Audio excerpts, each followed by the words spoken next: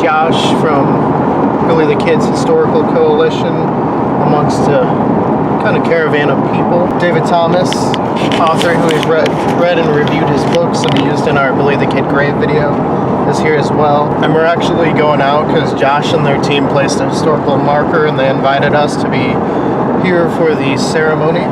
It's pretty cool to get the opportunity to go to this location, which is on private property, but you know, Josh was able to get permission to go there and mark a pretty historical event. So stay tuned, we'll show you more as we get there.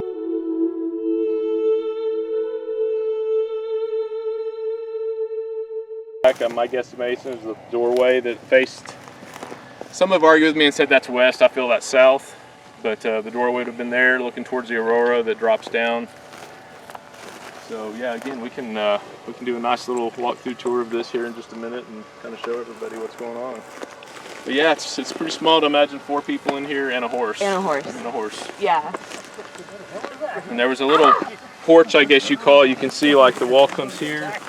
Yeah. The original wall without the foliage is here, and then the little extended, which I would assume would have been used for wood. I might need one.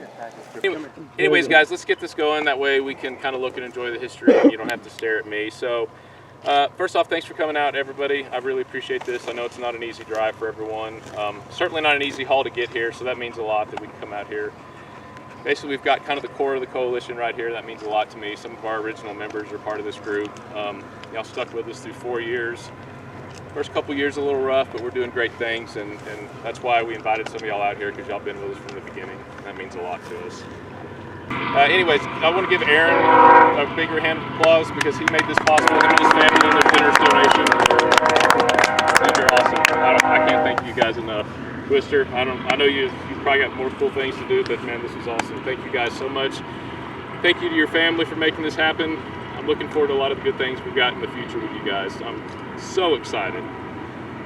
Anyway, so you guys know Billy the Kid's Historical Coalition. We came to be about 3.5 years ago. Over that 3.5 year time period, we've actually marked 4 graves, which I think is awesome. A lot of work went into each one of those, and all you guys made every one of those possible, so thank you. I'm excited to say that this is our first historical marker, though. This is the first site we've been able to mark, and this spot has a very special place to me, so this is probably the coolest thing for me that we've got to do yet. So basically the who's who of Billy the Kid have stood at this site, from the outlaws that we find interesting, that we research and why we're here, to the historians that have paved the way that allow us to do what we're doing now. So I'm very excited about that. But for the purpose of this conversation, and to keep this short, I want to just talk about one man real fast. That's my dear friend and mentor, Alan Barker. He passed away about 9 years ago. Back in 1987, he spent a good part of his life, because this site was actually lost for about 2 decades. He spent a good part of his life searching and locating this site again. It had been covered. He located it in 1987. There was actually a historical marker on the roadway for a time. Unfortunately, that no longer stands. So I wanted to take, this was just very special to me for that reason, because he took me under his wing from 13 on up into the year he passed. So this has been very special to me for that reason. Yeah, all this is because of him, and again, it's because of you guys. So to my left, you'll see the fruits of Mr. Barker's hard work, research. 9 years after his death, 144 years after the historic incident that happened here occurred, placing us here now, we're finally able to give it the respect that it deserves. You know, I always say this stuff is a generation away from being lost if we don't do something to save it. So thank you guys, all that. Aaron, will you help me out? Give me the honor, sir. All right, we tried to find a cute ring girl, but this is all we got, guys. Okay, there you go. Hey, stay over there. Josh. Jeff, stay over I want to make sure everybody gets to see it. Both of you guys, stay over there. Come here, Aaron. There you go. And when you get a chance, guys, after you read this, come around and check the back out. I think you'll find the back equally as impressive. Got mine.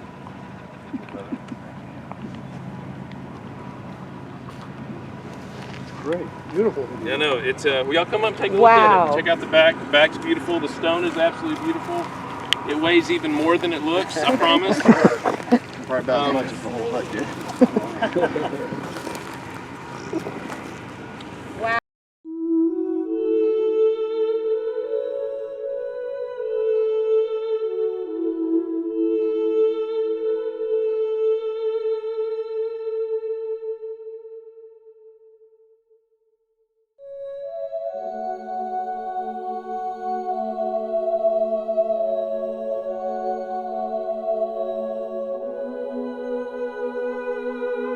Aaron, can you give us just a little bit of a rundown on how the process goes on making that? Yeah. And what kind of went into the...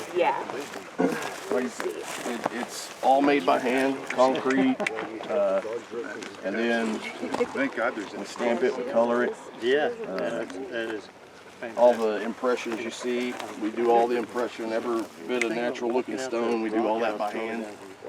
So it's quite a process. And then when we're done, we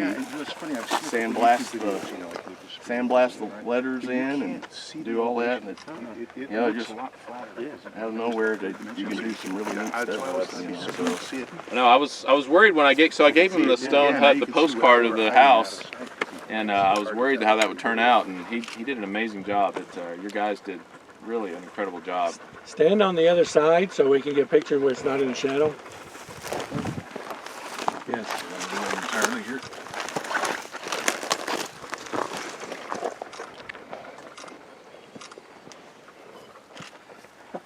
Yeah, we're pretty proud of this. Yeah, it will be here after we're all long gone. So, You know, I only found this on my 4th trip out here, and I didn't have any contacts with the ranger. I mean, with the rancher. And so the 3rd time we came out here, we talked to Tim Sweet in the museum, and he said, "Oh, I know these people. They know exactly where it is." So we met up with this rancher, and these trees over here, he took us out there. We wandered around those trees for about an hour, didn't find it. yeah. Okay. So the one time I found it, I finally got the courage to go out to the house where the rancher was, and that's the current guy's parents.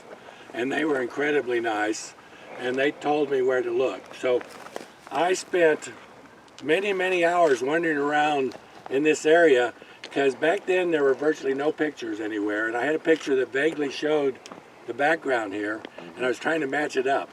So when I found this location, there was just this incredible feeling of something, you know, that's very hard to describe. And so it's an honor to be here. And Josh, I want to thank you. You worked with a lot of people and so on, but you're the one that put this together, so thank you. Thank you. Just enough to, you know, Wow. it's not far at all. Always in my mind, it seemed like it was I know, me too. so much further. Me too. And then, But like it's with Lucas's yeah. video he did out here, I was Yeah. like, it's kind of hard to, I know, you know. to gauge. Yeah. Yeah. I concur. Wow. No, it's not that far. Shit. I think about in the snow, freezing cold, sun ain't up yet. You're terrified. I wish. Yeah. Yeah. You wish it were snowing? Me too, buddy. Yeah, so this would have been the ridge, and again, they were set up multiple places around, of course, but this would have been the ridge where the shot that killed Charlie would have come from. It's crazy, isn't it? I mean, my guess is... I thought it was further. You think so, but my guess is they would have camped right here, so Charlie probably stumbled right here, they walked him down, laid him down, probably right there. I mean, this is, if you go and look at that, there's no direct line of fire from that would have been safe. Wow. I know, isn't that crazy to think they walked him down here and he... Yes. Yeah, I remember that. Yeah. Imagine being in the rock house with bullets flying. Nope, I cannot. Or I don't want to. It's but it really is. It's right where David's standing. Would have been the approximate location of the door. I mean, that's a very easy shot.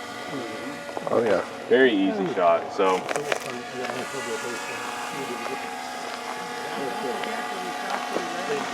All had originally planned. It does a pretty good job of blending into the terrain. Everybody, when you get back and you get back to your cars, look up, and if you know what you're looking for, you can kind of see it, but otherwise, and if you don't know what you're looking for, all you're going to think is that it's a rock. So it did a good job of keeping a low profile and blending into the terrain, I think.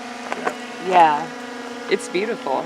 So once again, we want to say thank you to Josh and the Coalition for the invitation to join them at this ceremony for this historical marker of Stinking Springs. It was super, super cool. Honestly, beyond words. Words cannot properly describe how awesome it was, and we are greatly appreciative. We also were able to meet lots of really cool people and make some friends thanks to it. So just wonderful opportunity, and definitely make sure to be keeping up with the Billy the Kid Historical Coalition. I will make sure to put all the links in the description below, and a link to the Chasing Billy YouTube will be popping up as well. But until next time, for more Culz vlogs, click that link to your left. For more about us here at Culz Paranormal, including a deep dive on the movie Dinosaur, click that link to your right. And don't forget to hit that like and give us a subscribe. And let us know, is there a Billy the Kid historical location you want us to check out? Tell us in those comments below.